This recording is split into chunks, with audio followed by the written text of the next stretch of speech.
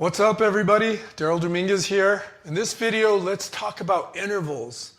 Now, intervals are the distance between any two notes in music. So there's 12 notes, there's 12 distances to go over, 12 sounds to memorize. And really, that's what ear training is, isn't it? It's really just the skill of memorizing these intervals, both alone and in combination to form harmonies, right? Super important. In fact, the most important thing you could do is building your ear. I mean, we all want to get better as guitar players, and chops are important, and I work on them all the time. I'm sure you do as well. But the best thing we could be doing with our practice time, or prioritizing it in our practice time, is ear training. Building our ears to hear music better.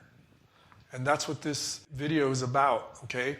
Let's focus on what the intervals look like on the guitar so we can identify them quicker.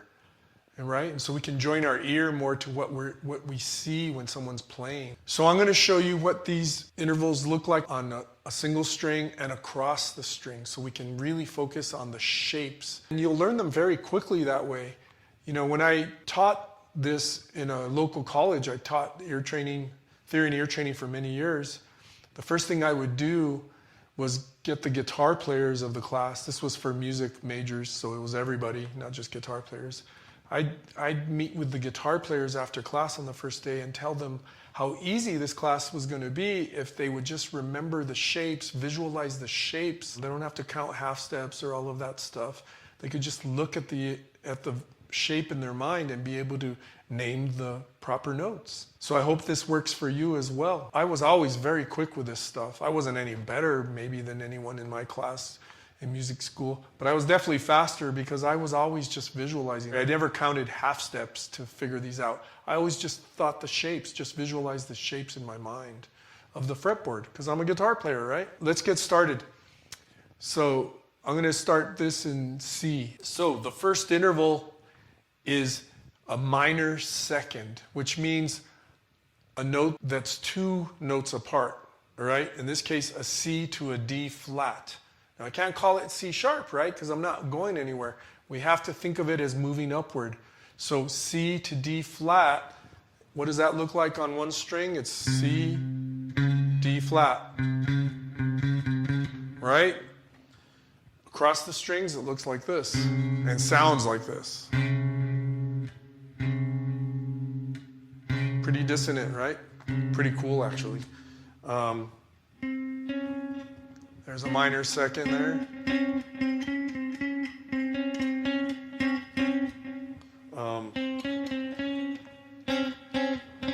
There it is there.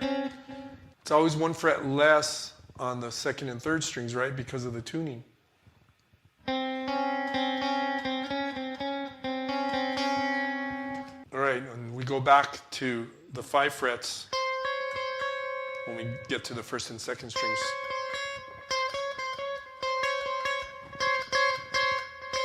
So that's a minor second. Next up is a major second, which would be C to D. 2 frets apart on a single string. And we refer to that as a major second. That's what it looks like on one string, right? That's what it looks like across the strings. Going up here for a moment. Your 4th and 5th strings. All right. Looks the same there. That's the shape. The sonic shape. It's always one less on the second and third string, so it's just 2 frets apart. Across the strings, right?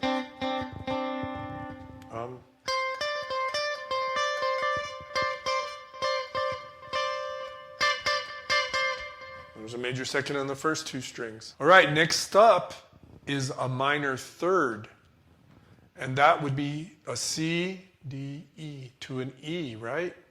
So the next interval would be C to E flat. And that gives us a minor third. What does that look like on the guitar? What does that look like on one string? My first thought, first notes, 2 notes of a minor pentatonic scale, right? All right, what does it look like across the string? So it looks like this. And sounds like this.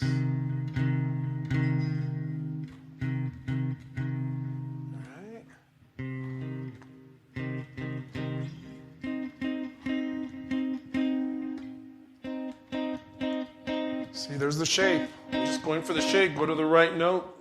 If you know the shape, you can just go right to it. It's always one less on the second and third strings. So that's a minor third.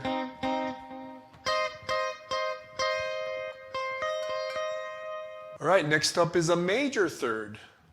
So if this is a minor third, one more fret, 4 frets apart, gives us a major third. Now it's good to know the fret distances. I'm not saying that it's not a good thing, but it's much easier to remember the shapes. All right, so what does that shape look like across the strings? Right there. That 2 fret distance gives us a major third. So like for me, if I had to learn how many frets here, my mind would go to this first, and then I'd say, okay, it's an E, and then I'd count the frets, I guess. 1, 2, 3, 4, right? 4 half steps.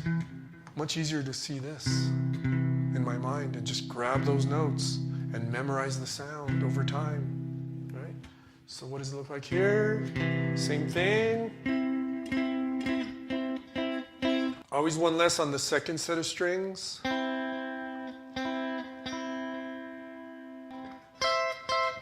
All right, moving on. The next interval would be a perfect fourth. All right? So if this was a major third,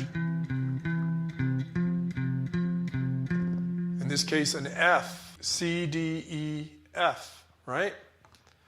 That gives us what we call a perfect fourth.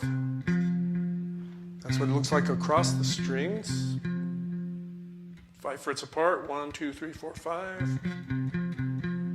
Here's what it looks like across the strings. There you have it. Just that one finger move there.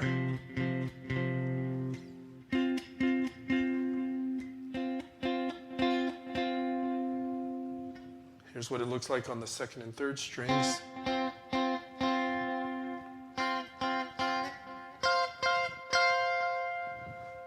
So when I see that, I start thinking perfect fourths, right? Now I don't want to make these videos too long, so I'm going to make a part 2 and finish this lesson on intervals and what they look like on the guitar. All right, so I'm Daryl Dominguez. Don't forget, as always, there's an included PDF here that'll help you learn this stuff much quicker and much more thoroughly. Please download that. And I will see you in the next video, part 2 of intervals on the guitar. Thanks for joining me. See you soon. Peace.